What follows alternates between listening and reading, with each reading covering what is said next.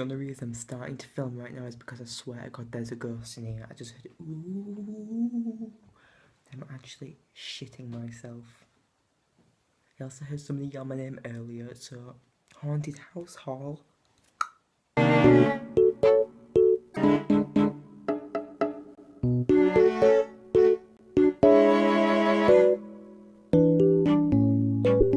not even joking, I'm actually really scared. I keep hearing things and I'm like, what the fuck is happening? I feel like I'm in the Blair Witch Project. It's like war tonight.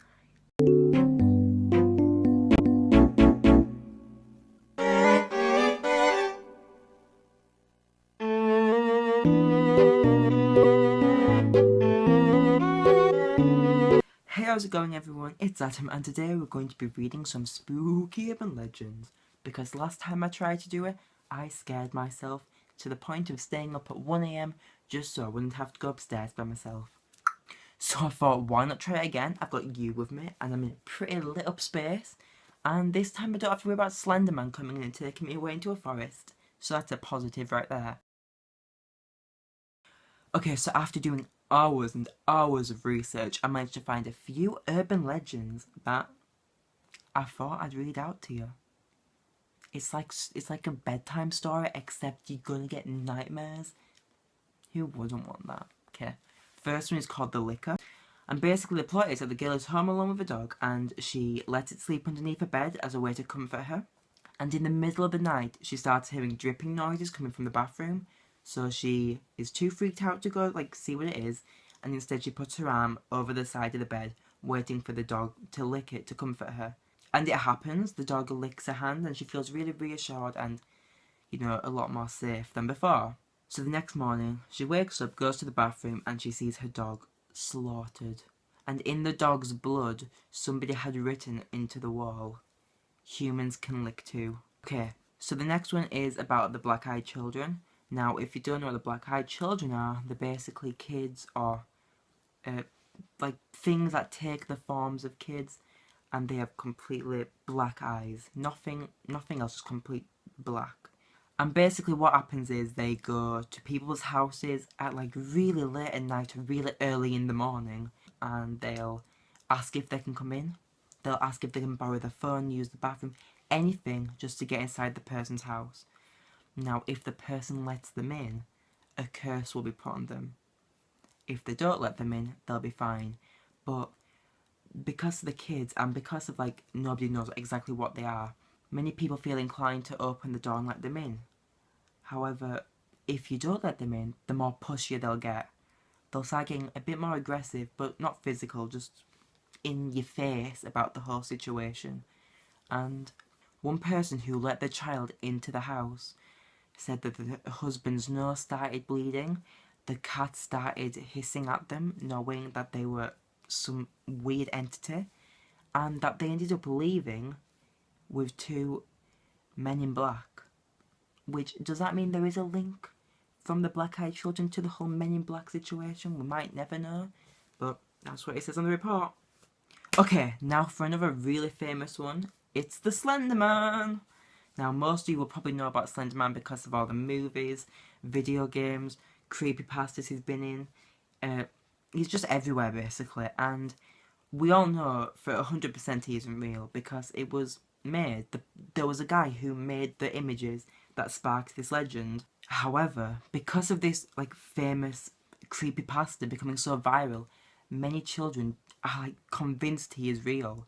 And this has led to disgusting things happening, like one of them being two girls stabbing their own classmate, thinking that if they didn't, the Slender Man would come and kill them and their families.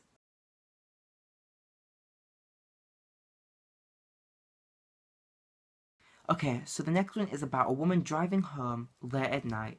The road is completely empty, apart from a car who's following her. The car gets closer and closer and continues to flash at her, which freaks the woman out, leading her to hurry home and get in a garage so the man following her can't get her. And in the end, it turns out that the man was trying to warn her all along because there was a guy in the back seat holding a knife, waiting for her to be alone so he could kill her. Okay, So the next one is called the clown statue, and basically what happens is there's a young girl babysitting two children, and when she sends them to bed, she decides to go into the parents' room, and there's a real looking clown statue just glaring at her. So she turns the TV on and continues to spend the night watching TV, but she just feels really off about this statue continuing to look at her. Okay, so she leaves the room, goes to the phone and rings the parents of the children to ask if she can cover this clown statue. And then they tell her they don't own a clown statue. And the dad says that she should get the kids and get out there as fast as she could, and that they're on the way home. And sadly, the babysitter and children didn't survive that night, and the clown turned out to be a prisoner who had escaped. The next one is called Aren't You Glad You Didn't Turn on the Light?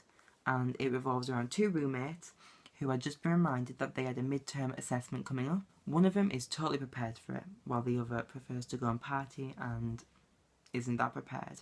Julie, the girl who wasn't prepared, asked Meg, her roommate who was prepared, if she'd like to come party, and Meg decided not to, so instead she could focus on the midterm assessment preparations. So Julie spent the rest of the day preparing for the party, while Meg spent the rest of the day preparing for the assessment. They were really close and hated leaving each other. That's why Julie tried so hard to get Meg to come. But Julie finally gave up and left, leaving Meg alone doing her studies. Julie came back home around 2 AM and decided that she wouldn't turn the light on because she didn't want to wake up her friend. So she climbed into bed, fell asleep, and the next day she woke up and checked on Meg as she hadn't moved much at all during the night. She was just there lying on her stomach. Julie rolled Meg over to see if she was okay, and she'd been murdered. And written on the wall, in Meg's own blood, it said, "Aren't you glad you didn't turn on the light?" Okay, so the last one I'm going to be talking about today is called The Killer Through the Window, and it revolves around a young girl watching TV on a cold winter night. Now the television was positioned right next to the sliding glass door in the room, and her blinds were wide open. When glancing away from the TV to look outside, she noticed a wrinkly old man looking straight at her. She screamed and ran to get the phone and even put a blanket over her head so they couldn't see her. She was that scared that she remained there until the police got there. When the police had arrived, they used the snow and the footprints in the snow to examine where the person could have gone. However, there were no footprints outside the sliding door. Obviously the police were very confused by this, so they went back inside and began noticing wet footprints leading straight to the sofa that the girl was sat on when she called the police. The girl thought she saw the man standing outside her window, however, it turned out that was his reflection, and he was actually standing right behind her.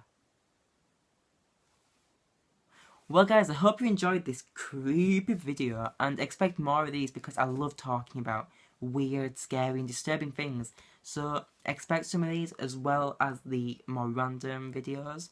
Hope you enjoyed it, and if you did, remember to like, comment, share and subscribe. And, well, I'll see you next time. It's Adam. Bye!